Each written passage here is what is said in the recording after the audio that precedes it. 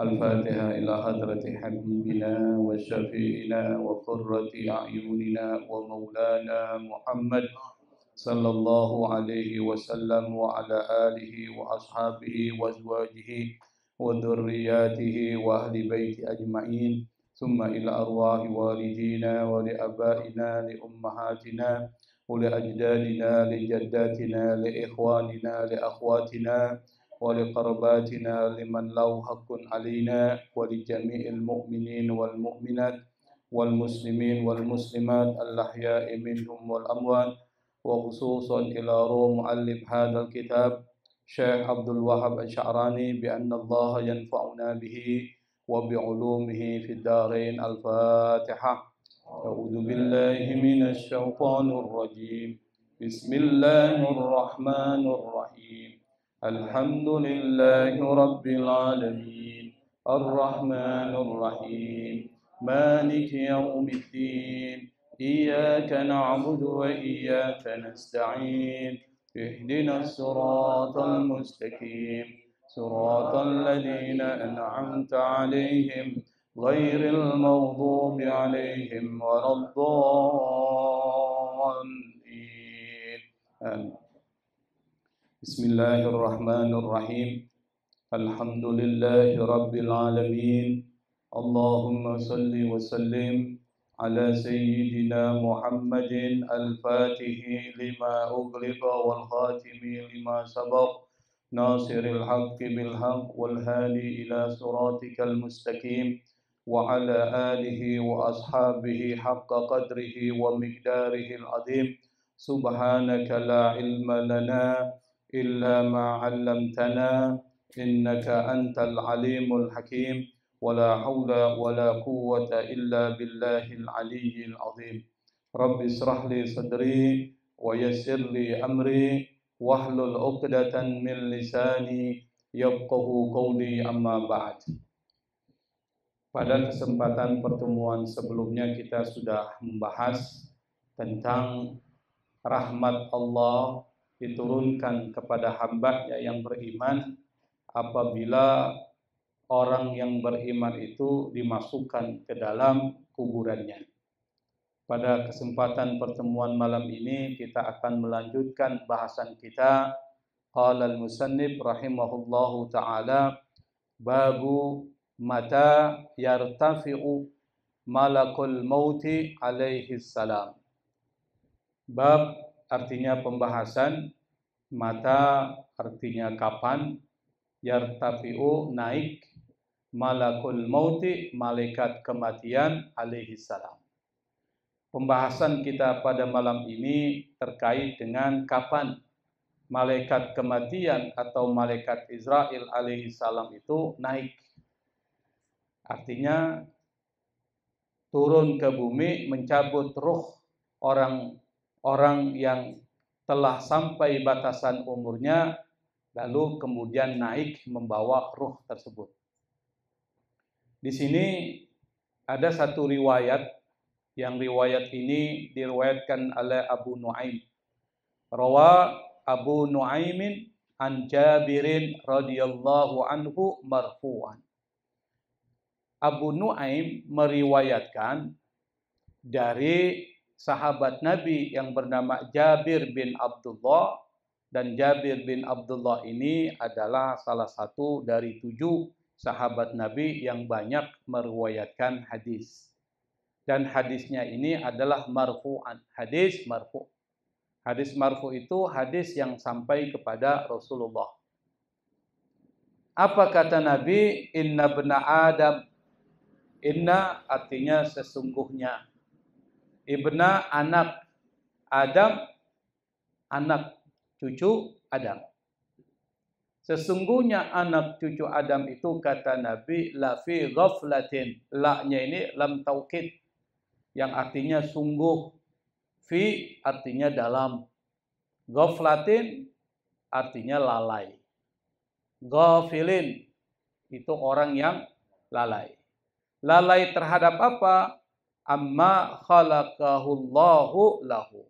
Lalai, lupa, tidak sadar terhadap tujuan dia diciptakan oleh Allah Subhanahu wa taala. Yang pertama, hadis ini diriwayatkan oleh Abu Nuaim. Nah, Abu Nuaim ini sekali lagi kedudukannya sama seperti kedudukannya para kolektor hadis seperti Bukhari, Muslim, Abu Daud, An-Nasai, At-Tirmidzi, Ibnu Majah. Nah, termasuk Abu Nuaim. Abu Nuaim ini adalah seorang ulama hadis. Dia berasal dari Isfahan. Isfahan itu ya sekarang mungkin di wilayah Iran. Dan beliau ini lahir pada tahun 988 Masehi. Dan meninggal tahun 1038 Masehi. Dan beliau ini mengetahui dan menghafal hadis beserta dengan mata rantai perawinya itu sampai lebih dari 100 ribuan hadis. Makanya dia mendapat gelar tuh dalam ilmu hadis, dia dapat gelar Al-Hafiz. Orang yang menghafal hadis beserta sanadnya sampai melebihi 100 ribu hadis. Bayangkan tuh, 100 ribu hadis dengan rawinya, sanadnya. Kita satu aja udah setengah mati hafal. Apalagi sampai dengan sanadnya, mata rantai perawi sampai ke Rasulullah. Karena itu maka orang-orang seperti ini bukan sembarang orang. Dan karenanya itu maka ulama yang sudah berjuang menyebarkan ilmu tanpa pamrih, tanpa mengharapkan balasan dari orang lain, apalagi mengharapkan bayaran dari orang lain. Bahkan dia mengeluarkan uangnya sendiri itu untuk melakukan koleksi hadis itu.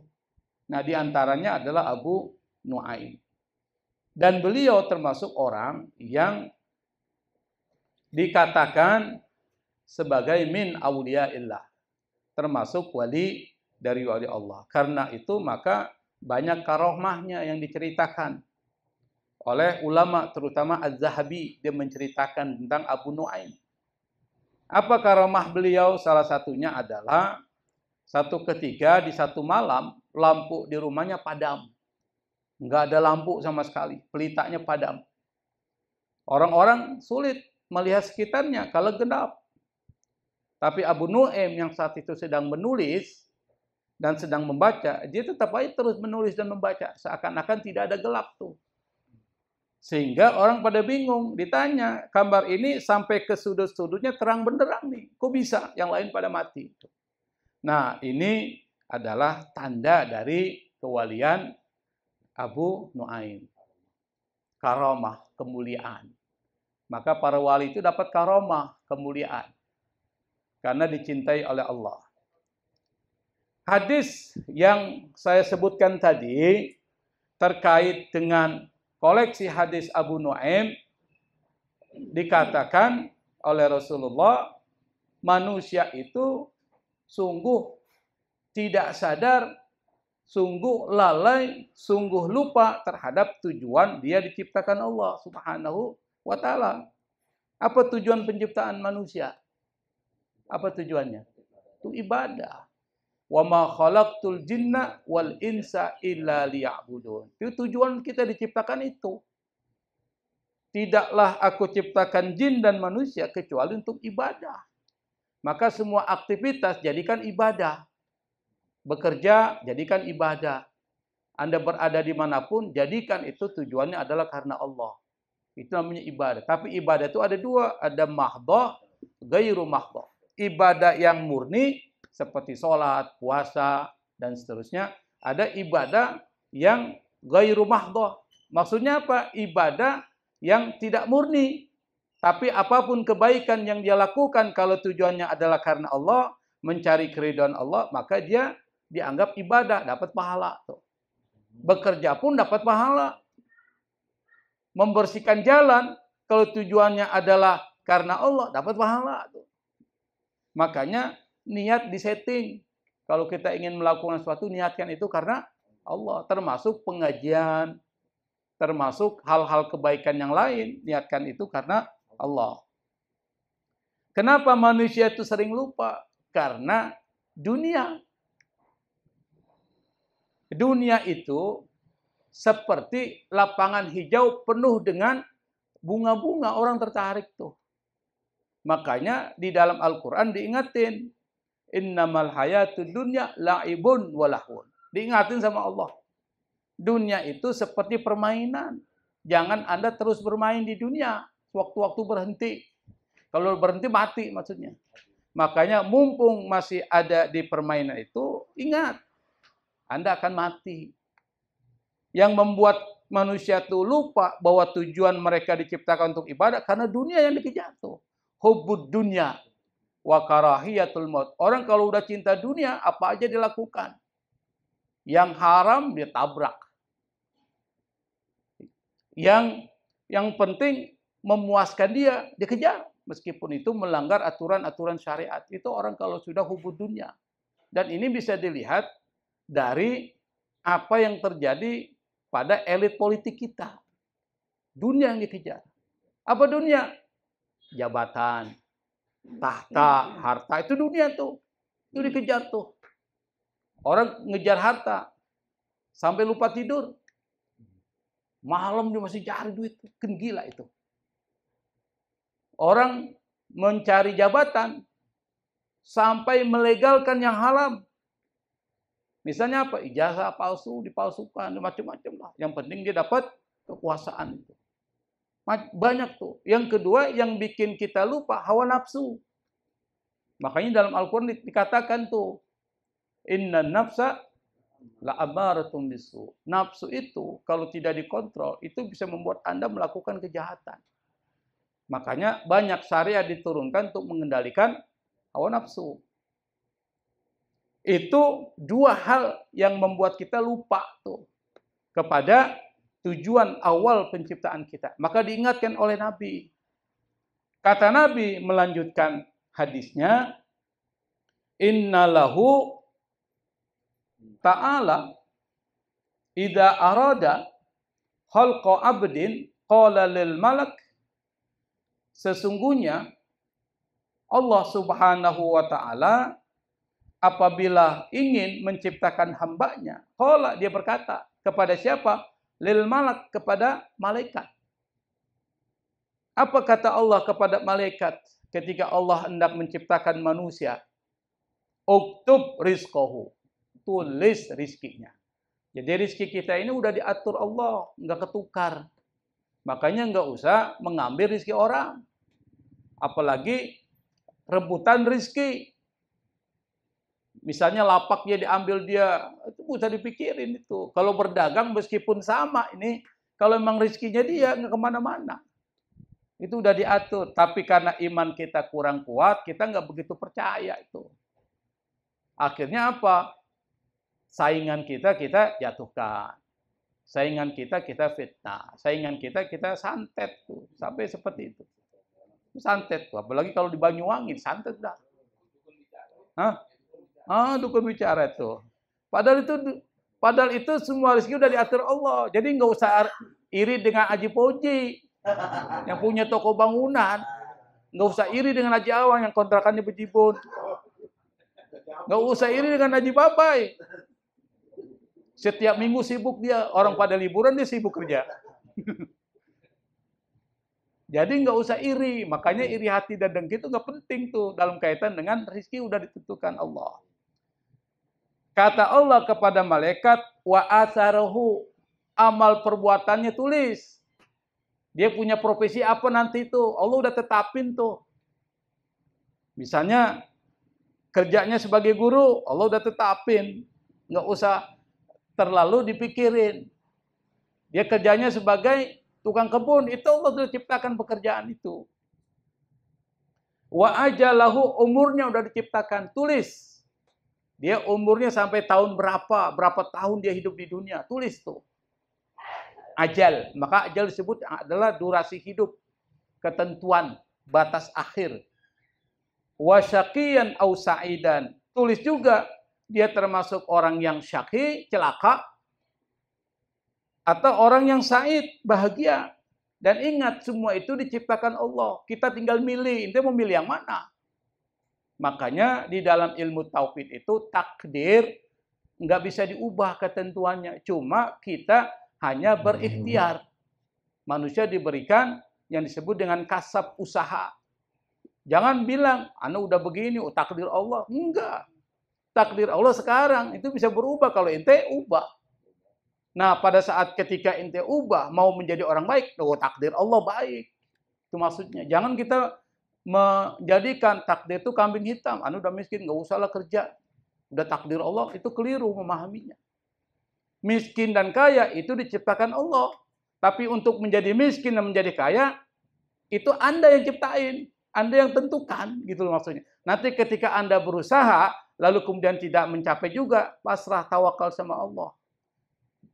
Kembali lagi bekerja untuk mendapatkan sesuatu. Jadi ingat, jatuh dan gagal itu bukan sesuatu yang disesalkan. Ini bagian dari proses untuk mencapai tujuan tuh. Itu Islam begitu cara memahaminya. Termasuk Anda hidup bahagia, mati dalam keadaan husnul khotimah, itu adalah sudah diciptakan Allah Subhanahu wa Ta'ala. Cuma kita nggak tahu. Kalau Anda misalnya udah dikasih tahu nih ajaran-ajaran Islam, ente pilih yang lain. Berarti Allah menetapkan itu jadi syaqi, orang yang celaka.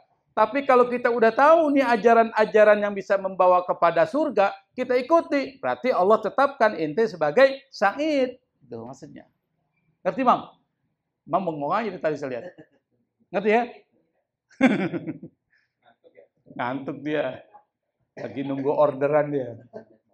Summa yartafi'u dzalikal malaku. Kemudian malaikat itu naik. Artinya apa? Tugasnya selesai. Jadi tugasnya cuma nyatat tuh. Apa yang dicatat? Rizkinya, profesi pekerjaannya apa, kapan dia mati, ajalnya. Ketika dia mati, dia syaqi atau sa'id. Dia celaka atau bahagia. Tapi ingat, syaqi wa sa'id itu pilihan ente. Bukan Allah yang milih. Ente yang Allah nggak maksa itu jadi orang baik. Allah nggak maksa itu jadi orang buruk. Pilih. Barang siapa yang beriman, fal yu'min. Wa man sya'a fal yakfur. Kata Allah, kalau mau iman, iman. Mau kafir, kafir. Kata Allah, tidak mengurangi kemuliaanku, kata Allah. Tapi ente yang nanti pilihan itu akan dipertanggungjawabkan di hadapan Allah Subhanahu wa Ta'ala tuh pilihan. Makanya hidup tuh harus diatur. Dan ingat, mengaturnya sesuai dengan keinginan Allah. Jangan keinginan kita, habis kita. Kalau keinginan kita, semua orang dimusuhi. Semua orang dihasadi. Tapi kalau keinginan Allah, jalan lurus tuh. Ikuti apa yang dikatakan dan dibawa oleh Rasulullah SAW. Lalu apa yang terjadi setelah malaikat itu naik ke atas, selesai tugasnya? Faya ba'asullahu, kemudian Allah Subhanahu wa Ta'ala mengutus ba'asa, mengutus siapa? Malakan ilaihi, kepada dia tuh yang baru diciptakan oleh Allah hambanya. Yang diutus siapa? Malakan akhara, malaikat yang lain, satu malaikat. Apa yang dilakukan? Fayahfadhuhu hatta yudrika. Fayahfadhuhu hatta yudrika. Lalu malaikat itu yahfadhuhu, menjaganya, hatta yudrika, sampai dia dewasa. Jadi di diri kita ini ada malaikat yang jagain kita. Malaikat apa itu yang jagain kita sampai kita dewasa? Namanya malaikat mu'aqibat. Malaikat apa? Mu'aqibat. Mana dalilnya? Dalilnya itu adalah surat Ar-Ra'du, surat yang ke-13 ayat 11. Nanti dicek. Apa kata Allah? Lahu mu'aqibatum baina yadayhi wa min khalfih yahfadunahu min amrillah. Kita nggak pernah tahu tuh ada malaikat jaga kita. Namanya malaikat mu'aqibat. Bagi setiap manusia, kata Allah, ada malaikat-malaikat yang selalu ngikuti dia bergiliran. Di depan, di belakang.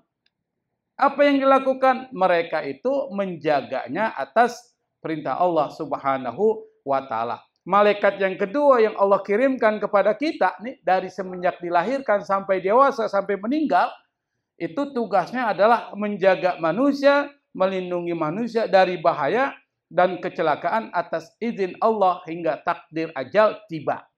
Jadi mereka ini Allah ciptakan sebagai bodyguard kita yang saling bergantian. Pagi sampai sore, malam nih, malam ganti, dia bergantian. Maka disebut dengan muaqibat. Allah utus kepada kita untuk menjaga kita. Itu yang disebutkan oleh Nabi itu. Setelah itu apa? Summa yab'asullahu ilaihi. Kemudian Allah mengutus kepada dia siapa? Malakaini. 2 malaikat.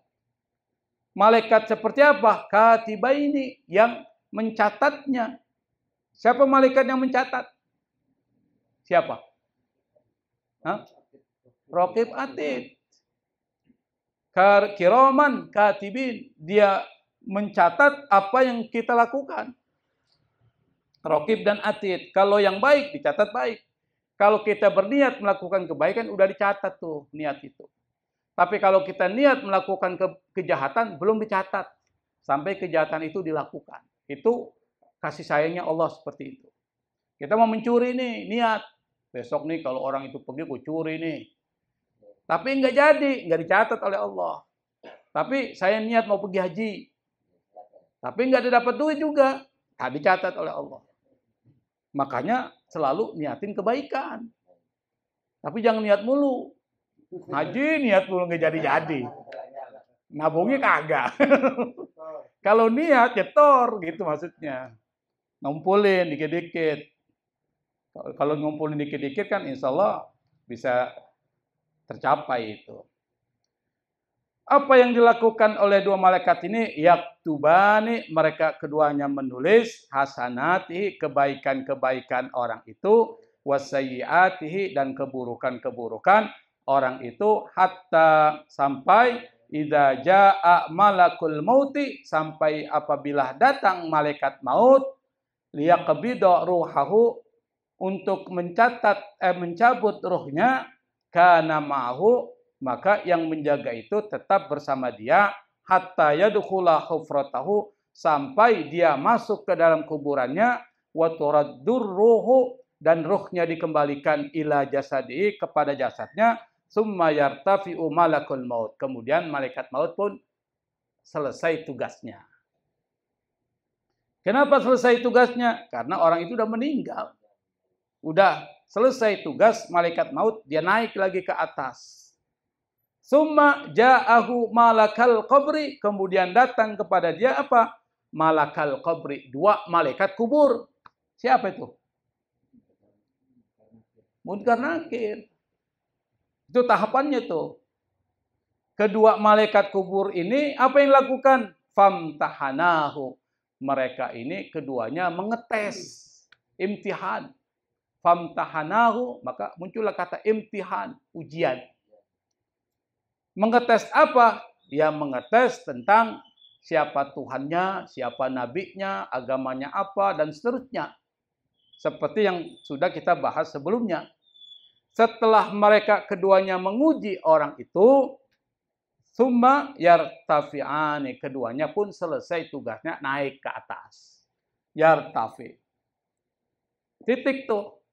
Fa idza qamatis sa'atu, apabila terjadi kiamat, in hatta, maka turunlah alaihi, kepada orang itu, malakul hasanat, malaikat yang mencatat kebaikan, wa malakus sayyiat, dan malaikat yang mencatat keburukan, wasoro, dan jadilah makatabahu, apa yang mereka malaikat itu tulis tentang amalan-amalan orang itu, jadilah sebagai kitaban ma'qudan fi unuqihi, sebagai kitab yang terikat di lehernya. Nah, kan nanti ada tag nih di sini kita, seperti panitia kemarin tuh. Tag. Itu kan gambaran tuh. Ada apanya? Lem tag ya. Lem tag tuh. Jadi ada catatan kita nih. Gimana catatannya? Itu urusan Allah. Enggak seperti catatan di dunia. Bisa jadi nanti lebih canggih tuh. Catatan kita tuh dari awal sampai akhir tercatat tuh. Hebat kan? Nah, kemudian dipakailah di dalam masyarakat kita, ada rekamannya itu. Seperti CCTV itu direkam semua kita. Nah, terikat di unuk leher. Summa hadara, kemudian keduanya hadir, ma'ahu wahidun sa'ikun, yang bersama dia ada satu malaikat yang sa'ikun, yang giring, wal akharu syahidun, dan yang lainnya menjadi saksi. Falidzalika qauluhu ta'ala, oleh karena itu maka ada firman Allah Subhanahu wa taala, laqad kunta fi ghaflatin min hadza, kata Allah, dulu kau saat di dunia ghaflah, tidak sadar bahwa kau akan mati. Lupa, seakan-akan kau akan hidup 1000 tahun lagi. Lupa kau akan mati. Dunia dicari habis-habisan. Harta dikumpulin. Dikumpulin tuh. Pas dia meninggal, yang rebut ke ahli waris. Dia menderita di kubur. Kenapa? Hartanya nggak diwakafkan. Sekalian sponsorship nih. Mesti kita mau bangun. Nah, wakafkan tuh. Tuh. Wakafin sedikit. Diuntung nih. Kenapa? Itu the real property kita. Investasi. Kenapa? Kenapa kita sulit mengeluarkan dari dunia? Kedua apa? Hawa nafsu. Makanya kalau kita tahu cerdas, buru-buru tuh infakkan. Ini sedikit-sedikit aja nggak apa-apa. Ini bukan untuk saya ya, tapi untuk semuanya. Karena kita tahu bahwa kita ini ngumpulin harta banyak, itu bukan buat kita nantinya. Buat siapa? Buat Ipan. Ambil Dina tuh. Makanya sebelum Ipan dapat, jual dulu tuh, kasih buat istri. Makanya jangan sayang-sayang itu. Kenapa? Kalau kita nggak mampu misalnya, setiap hari itu ba'da subuh, kan ada kiris tuh. Ya 5.000, 10.000, itu ingat itu investasi akhirat. Alhamdulillah saya sudah mulai. Tapi bukan untuk ria ya, ini untuk motivasi. Kenapa? Kita jadikan itu habit. Kalau ini jadi kebiasaan, maka jadi istiqomah. Kalau istiqomah khairun min alfi karamah, lebih baik daripada 1000 karamah. Makanya rutin. Dulu saya di kiris, terutama Masjid Darussalam, Masjidul Iman, kadang 2 masjid itu. 10.000, naikin lagi 20.000, naikin lagi sampai 50.000. Itu uang nggak kurang ternyata. Nggak kurang kok. Kita semakin nambah, semakin nggak kurang. Semakin naik dia. Saya juga heran, kok bisa? Artinya apa? Benar kata Allah. Kalau Anda menginfakkan harta Allah, itu nggak berkurang. Mana qasa sadaqah min mal, nggak akan berkurang. Cuma karena kita ini dipengaruhi hawa nafsu, ada setan bisik-bisikin. Ya'idukumul faqra. Ente kalau nyumbang miskin ente nanti. Kalau miskin susah nanti. Akhirnya terpengaruh. Yang saya khawatir ketika udah meninggal nyesel kita. Itu dikitakan Allah, nyesel tuh. Laula akhartani ila ajalin qarib fa asaddaqu wa akum minas shalihin. Ya Allah, kalau udah begitu mau ngapain lagi? Nyesal. Sebelum penyesalan datang, berlomba gitu. Ini bukan untuk saya, ini untuk kepentingan kita semua. Makanya Allah ingatin, laqad kunta fi ghaflatin min hadza. Dulu kau di dunia lupa, lalai. Fakashafna anka ghita'aka, karena kau lupa, matamu tertutup. Nah, sekarang kami singkapkan tuh pandanganmu. Artinya kelihatan sudah tuh ketika dia mau mati. Kelihatan, ya Allah, kenapa dulu saya nggak begini, nggak begitu, tadi sebut itu.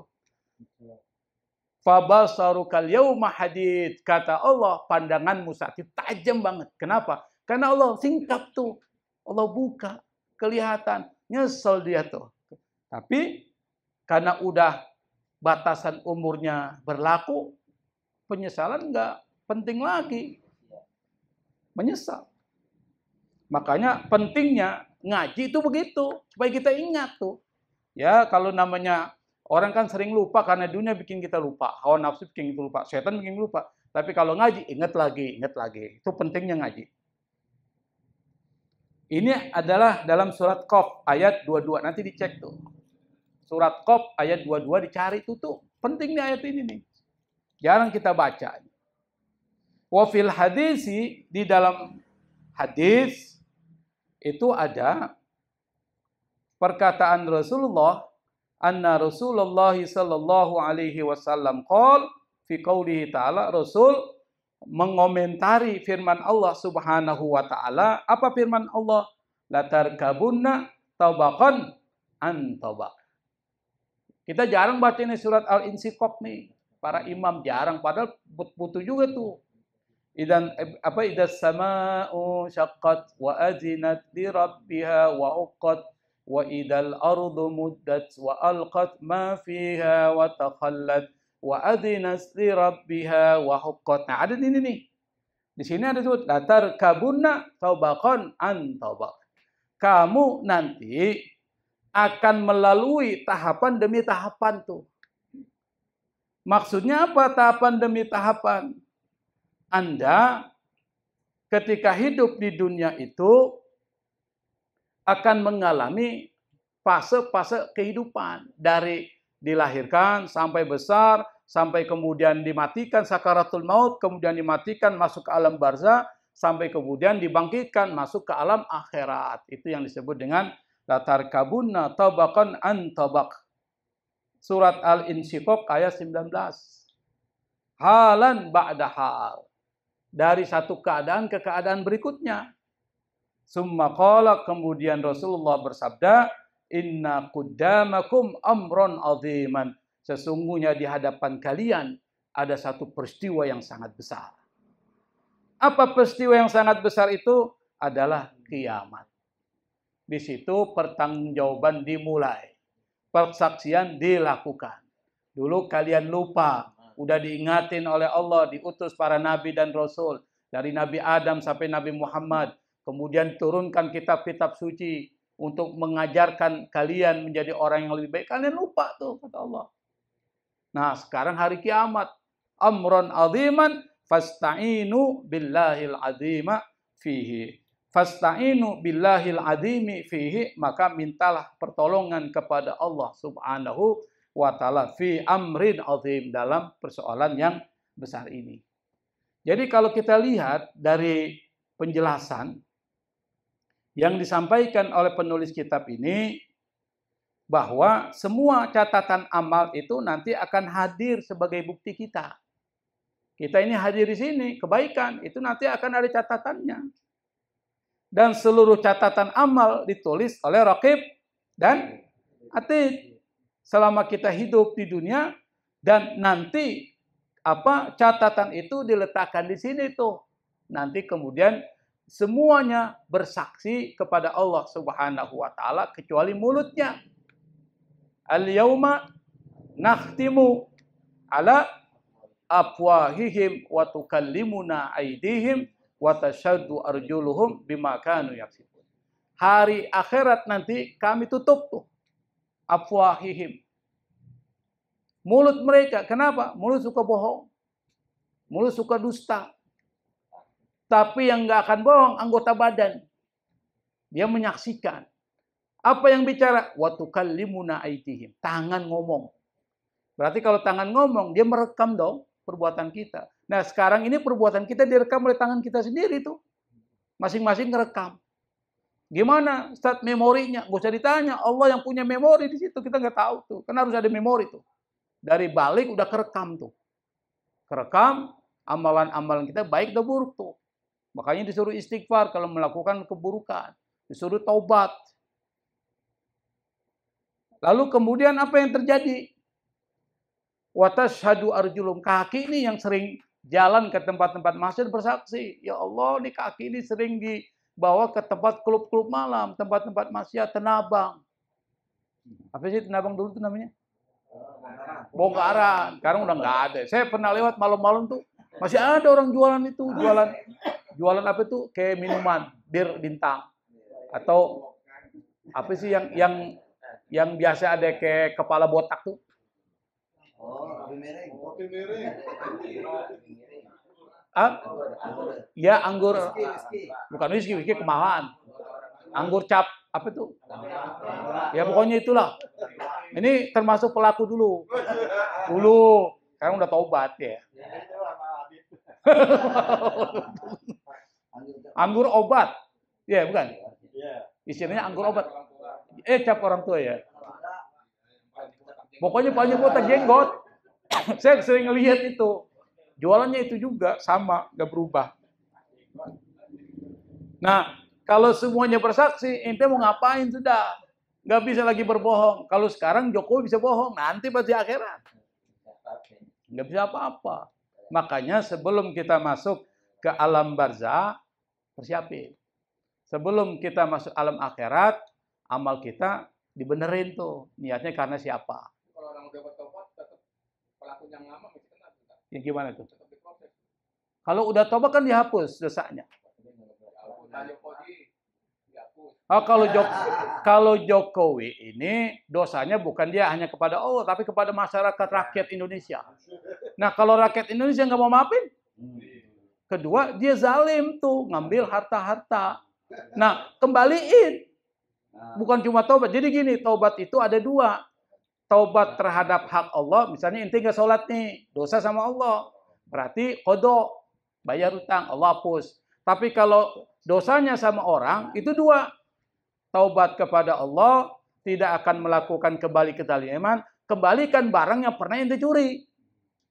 Kalau seluruh rakyat Indonesia dicuri barangnya dengan korupsi, gimana caranya itu? Nanti pada saat di akhirat apa kata yang dizalimi? Ya Allah, saya nggak ridho, nggak ikhlas, kecuali kebaikan dia dikasih ke saya. Terus Allah tanya sama orang itu, gimana? Ya Allah, kebaikan udah habis, bangkrut saya. Semua kebaikan yang pernah saya lakukan udah diambil orang pahalanya.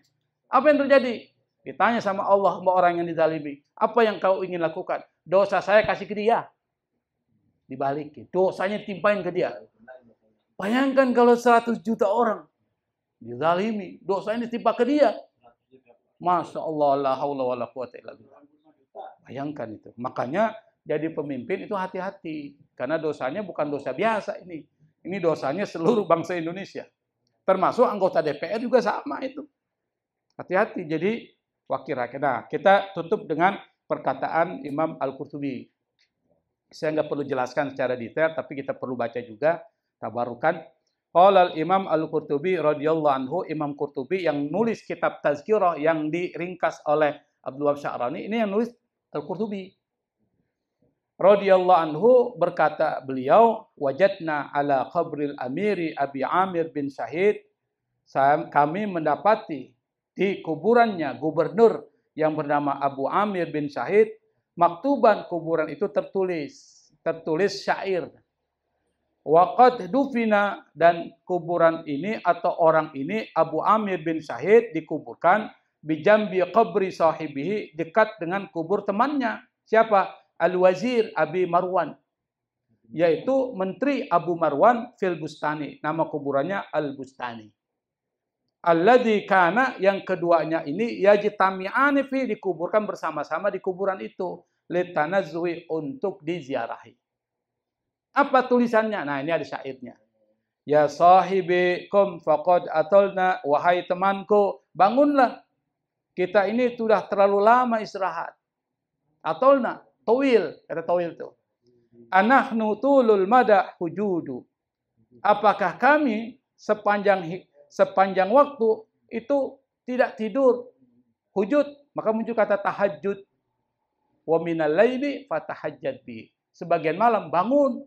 Ini maksudnya kalau dalam bahasa Inggris namanya stay awake. Dia nggak bisa tidur tuh. Itu namanya hujud. Faqala li lan naquma minha, maka berkata dia kepadaku, kita nggak bisa bangun. Madama min fauqina sa'idu, selama di atas kita ada tanah. Itu udah di kuburan. Tuzakiruni lailatan na'imna, engkau mengingatkan kepadaku satu malam yang pernah kita nikmati. Fi dhilliha waz zamanu 'aidu, di dalam naungan malam itu dan waktu itu seperti hari raya. Artinya apa? Bergembira kita datu malam itu. Kullu zamanin lana taqatta, semua waktu sekarang bagi kita sudah habis. Wa syu'muhu hadirun atidu, dan malapetaka sekarang hadir di hadapan kita. Siap hadir di hadapan kita. Ya Rabb, wahai Tuhan, gufran fa anta maula, ampunilah kami, engkaulah yang maha mengampuni. Kita artikan gitu aja, maula. Maula itu artinya Tuhan yang bisa mengampuni. Qassara fi haqqihil abidu. Qassara itu artinya mengurang-urangi, tidak menjalankan. Fi haqqi, haknya Allah. Apa hak Allah? Salat. Itu hak Allah tuh. Kewajiban kita dan hak Allah. Kita mengurang-urangi hak Allah. Al-abid, hamba maksudnya dia telah mengurangi hak Allah Subhanahu wa ta'ala. Apa yang Allah perintahkan, dia ngejalankan. Atau dijalankan tapi tidak maksimal. Intaha walhamdulillahi rabbil alamin. Nah, dari sini kita diingatkan, persiapkan bekal sebelum kita masuk ke alam kubur. Berapapun yang kita lakukan, kebaikan itu bisa memberikan manfaat. Jadi, bikin perencanaan di dalam diri kita, manajemen waktu kita, jangan sampai waktu berlalu, tapi tidak ada satupun kebaikan yang kita lakukan. Itu harus dijadikan pegangan, prinsip dalam hidup kita. Setiap waktu harus kebaikan yang kita lakukan. Setiap waktu hati kita bersihkan dari penyakit-penyakit hati, karena dia menggerakkan perbuatan yang buruk. Saya pikir ini yang bisa saya sampaikan. Semoga bisa memberikan motivasi kita menjadi lebih baik lagi. Wallahul musta'an, wallahul muwaffiq ila aqwamit thariq, wal afwa minkum. Wassalamualaikum warahmatullahi wabarakatuh.